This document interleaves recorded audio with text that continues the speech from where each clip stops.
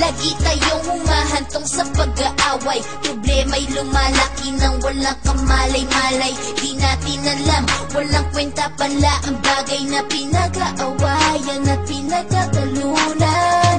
Ngunit subalit datapwat, nandiyan pa rin ang pag-ibig natin na tapat. At kailanman ay hindi magbabago ito, sapagkat ako ang ibinigay ng Diyos sa'yo. Di ko maipangako na di ka masasaktan. Di ako perfecto tulad mo, ako'y tao lang.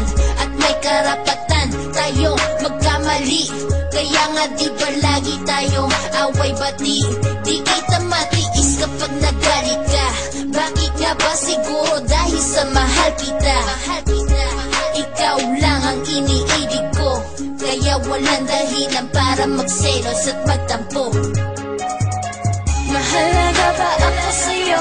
Di ko na kailangan sagutin ang mga ito, dahil nakikita mo at nadarama na ikaw ay mahalaga.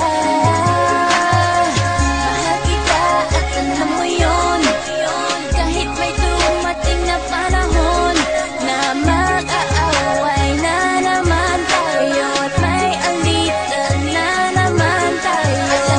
Alam mo at alam nila na lagi kang tinutopak dahilan sa wala. Pero di ba kahit ganun man ang sitwasyon, hindi pa rin ako bumibitaw hanggang ngayon. Tanong nila sa'kin, di ka pa pasawa? Lagi na lang kayong ganyan, di ka pa padala. Sagot ko naman hindi, kasi mahal kita. Wala akong pake sa sinasabi ng iba, basta ba nagmamahalan tayong dalawa. Diba yun na naman ang mahalaga?